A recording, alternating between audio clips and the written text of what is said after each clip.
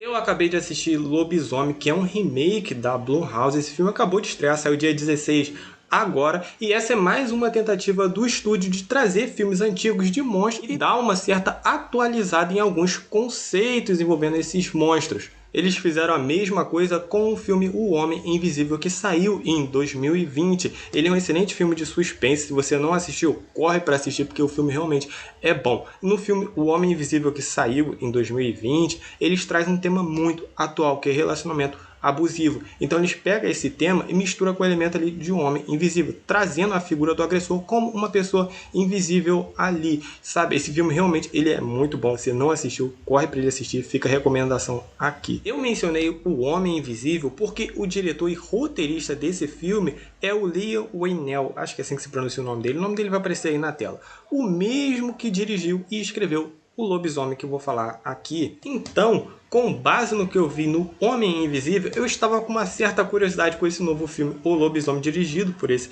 diretor. Mas será que o Leigh Whannell acertou? Calma que eu já vou responder isso. Vamos começar aqui primeiro pela premissa. Após descobrir que o seu pai acabou falecendo, Blake decide fazer uma viagem com a sua família para conhecer a fazenda onde ele cresceu. Só que durante o caminho eles acabam sendo atacados por um animal selvagem e o Blake é ferido, mas a família consegue fugir e se refugiar na propriedade.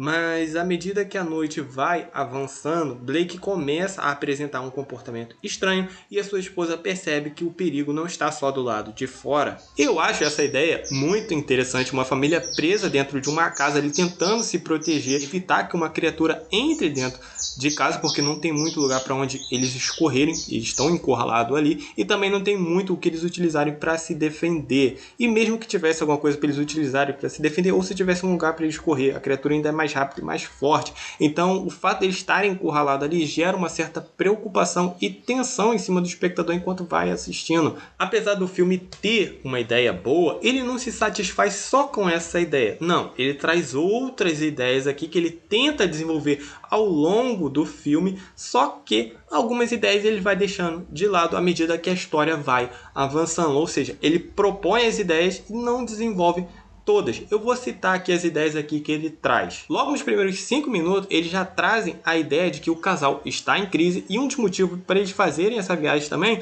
é eles se reconectarem como um casal. Essa é a primeira ideia que o filme traz e logo nos primeiros 5 minutos eles abandonam. Nunca mais eles voltam a tocar nessa ideia. A segunda ideia é que a Charlotte vai ter que se reconectar com a sua filha. Ela não tem uma relação muito boa, ela não é muito próxima ali da sua filha por conta do trabalho dela.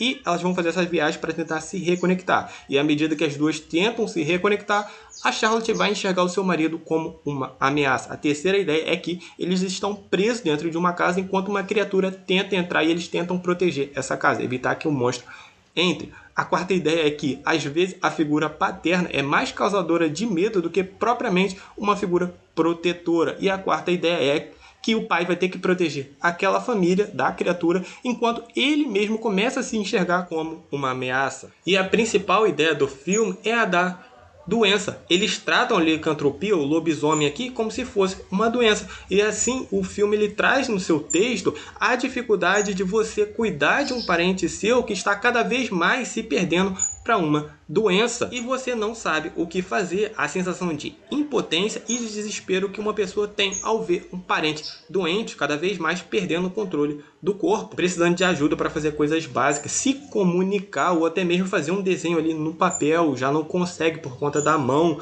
já está uma certa dificuldade, já não tem mais firmeza na mão. Então a gente vê o personagem aqui se debilitando aos poucos, à medida que ele vai se transformando. O texto do filme traz a doença como principal fator de medo, como ela debilita uma pessoa ao ponto dela passar por uma transformação onde você não consegue mais se ver como era antes. À medida que a doença vai avançando, isso vai causando certas transformações físicas no corpo, aparecendo alguns machucados e até mesmo gerando deformidades no corpo aqui do personagem. Então, o filme mostra como é difícil de você cuidar de um parente, de um familiar, de uma pessoa querida que está doente e está ficando cada vez mais debilitado. O filme mostra como é o sofrimento da pessoa que está cuidando, assim também como ele mostra o sofrimento da pessoa que está passando por essa situação, vendo sua família cada vez mais se desgastando à medida que ele vai ficando mais doente. O filme ele tem ideias boas, eu gosto das ideias dele, mas por conta dele trazer várias ideias e tentar desenvolver todas elas e não consegue, isso faz com que o filme acabe patinando, porque ele não sabe qual direção ele vai. Então as ideias começam a se atropelar à medida que o filme vai avançando. Então o filme ele patina feio, sabe? E por conta disso, dele trazer várias ideias e tentar desenvolver todas, ele acaba não cumprindo o que propôs, e à medida que o filme vai avançando, ele simplesmente vai deixando algumas ideias de lado, porque já não está cabendo mais na trama, como a ideia do casal em crise, que eu tinha mencionado logo no início do vídeo. Eles simplesmente esquecem dessa ideia. Eles apresentam logo nos primeiros 5 minutos e depois simplesmente descartam essa ideia por conta de não ter mais espaço na trama devido à quantidade de ideias que o filme tentou abordar. Uma coisa que eu não gostei do filme é o fato do filme ser muito escuro. Eu entendo a proposta do diretor, eu só não concordo. Os personagens, eles estão em um lugar ali que é no meio da floresta, então tem pouca iluminação ou quase nenhuma.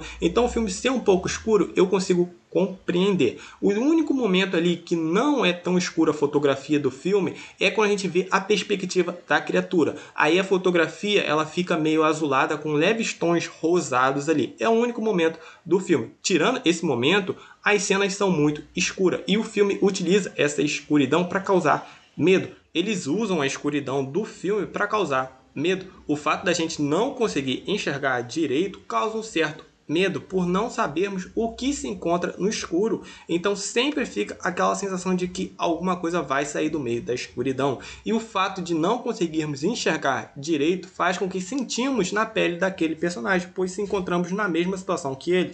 Então eles utilizam as sombras para poder esconder a criatura. E eu acho isso uma boa ideia, porque aos poucos o diretor vai revelando a figura do lobisomem. E isso vai gerando uma certa curiosidade e um pavor enquanto a gente vai assistindo. Outro recurso aqui que, ao meu ver, eu acho que eles utilizam muito bem é o som.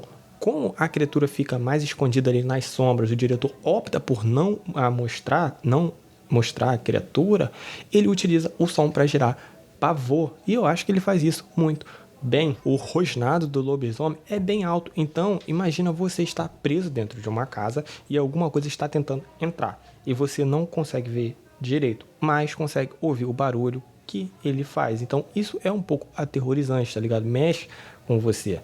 Então, eu achei uma boa ideia do diretor manter a criatura escondida, porque mesmo a gente não vendo ela, a gente sabe que ela tá ali por conta dos barulhos que ela faz, o som que ela emite, e isso pode causar uma certa tensão ali enquanto se assiste.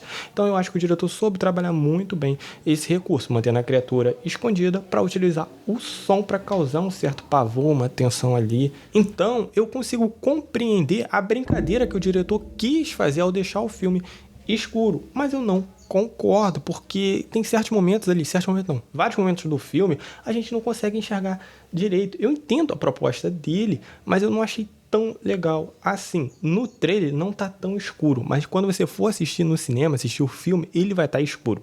Eu olhei o trailer e não tá tão escuro assim, mas no filme ele tá. Considerações finais. Lobisomem, eu achei que poderia ser um filme melhor. Eu esperava mais desse filme. Ele tem boas ideias, como eu já mencionei, mas ele não sabe para qual caminho percorrer. Então ele acaba dando uma patinada. Ele se atropela nas ideias que ele vai propondo ao longo do caminho. Uma coisa que eu gostei aqui é o fato do diretor esconder a criatura e ir aos poucos revelando. Eu acho isso uma sacada muito boa, porque dá para ele trabalhar o som que a criatura faz e com isso trabalhar um certo pavor, uma tensão através do som. O fato do filme ser muito escuro, eu entendo a proposta, é para esconder a criatura e fazer com que o espectador se sinta na mesma posição que os personagens.